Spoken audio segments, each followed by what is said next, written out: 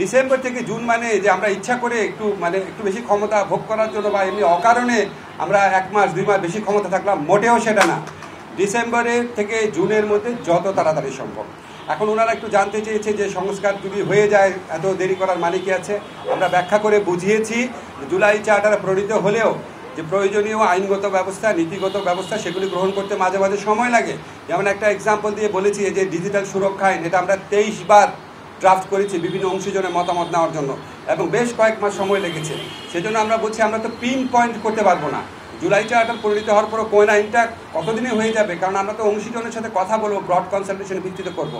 আরেকটা বিষয় আমরা বলেছি যে আমাদের তো একটা জনগণের তো একটা আকাঙ্ক্ষা আছে যেন আমরা বিচার করে যাই। আজকে বাংলাদেশে এত হাজারের বেশি তরুণ জীবন দিয়েছে, আর প্রায় 50-60 হাজার মানুষ আপনার শারীরিকভাবে পার্মানেন্টলি ক্ষতিগ্রস্ত হয়েছে, চোখ হারিয়েছে। তাদের যে বিচারের যে দাবি, এটা তো এই গণ অভ্যুত্থানের অন্যতম প্রধান আকাঙ্ক্ষা আছে।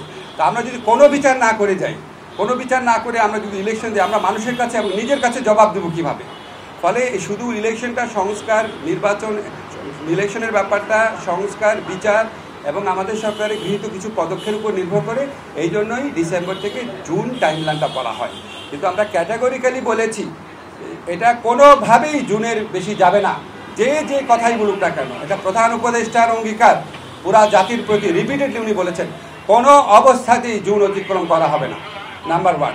নাম্বার 2 হচ্ছে ডিসেম্বর থেকে জুন মানে হচ্ছে ডিসেম্বর থেকেই জুন, বাট এর মধ্যে যত তাড়াতাড়ি সম্ভব অযথা কালক্ষেপণের বিন্দু মাত্র চেষ্টা আমাদের মধ্যে থাকবে না। যেই ভয়াবহ এবং ব্যাপক অপরাধ ঘটেছে এটার উপযুক্ত সাক্ষ্য প্রমাণ সংগ্রহের জন্য আমাদের প্রসিকিউশন এবং তদন্তকারী টিম, আপনারা একটু গিয়ে ওখানে খবর নিয়ে দেখেন ওনারা কী পরিমাণ পরিশ্রম করেন। এবং আমাদের পক্ষ থেকে, সরকারের পক্ষ থেকে যা চাওয়া হয়, যেই দিন চাওয়া হয়, গাড়ি লাগবে, তারপর ডিভাইস লাগবে, তদন্তকারী বেশি লাগবে, প্রসিকিউশন টিম বেশি লাগবে, যা চাওয়া হয় আমরা সর্বোচ্চ প্রায়োরিটি দিয়ে ওনাদেরকে হেল্প করি। এবং আপনাদের মনে রাখতে হবে আমাদের এই ট্রাইব্যুনালটা কিন্তু এই সরকার আসার সাথে সাথে গঠিত হয় না। আমাদের বিল্ডিংও ছিল না, নতুন বিচারক নিয়োগ করতে হয়েছে, প্রসিকিউটর নিয়োগ করতে হয়েছে। ওনারা অভিযোগ করেছেন, আমরা যখন যুক্তিগুলো দিয়েছি তখন ওনারা আর কোনো কথা বলেন নাই। তো আমরা ধরে নিয়েছি আমাদের কথাটা ওনারা বুঝতে পেরেছেন।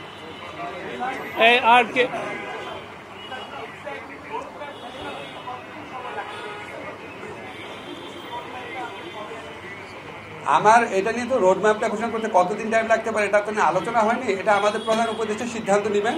তবে আপনারা একটা জিনিস জানেন যে নির্বাচনের এমনি আপনি যদি শিডিউল বা আগের নির্বাচনের যদি প্যাটার্ন দেখেন, তাহলে আপনার শিডিউল ঘোষণা করার পর মোটামুটি 60 ডেজ দিলেই হয়। সেই হিসাবে যখন আমরা নির্বাচন করবো তার অন্তত 2 মাস আগে আমাদেরকে রোড ম্যাপটা ঘোষণা করতে হবে।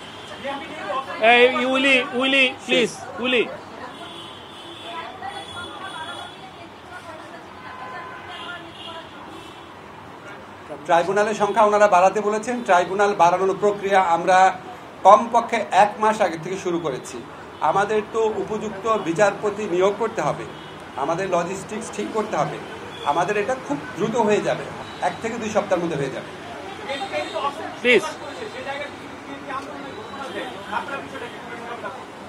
আগে ঘোষণা দেখ, তারপর দেখবো। আপনি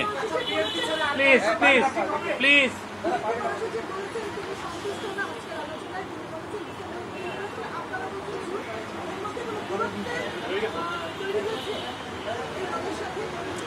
কোনো দূরত্ব তৈরি হয় নাই। আপনি আমার প্রশ্নের উত্তর আমি দিলাম, তো আপনার কাছে উনি ফখরুল ভাই এসে বলেছেন ওনারা সন্তুষ্ট না।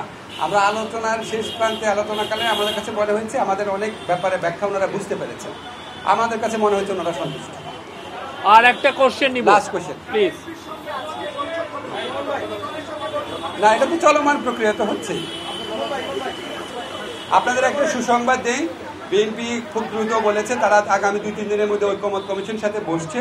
তারা আমাদেরকে বলেছে, এটা আপনার পজিটিভ দিকটাও হাইলাইট করেন, তারা আমাদেরকে বলেছে তারা অধিকাংশ সংস্কার প্রস্তাবের সাথে ঐকমত পোষণ করেন। বিকজ সংস্কার করার দীর্ঘ ঐতিহ্য বিএনপি রয়েছে এবং আমরা স্বীকার করি, আমরা এটা রেসপেক্ট করি।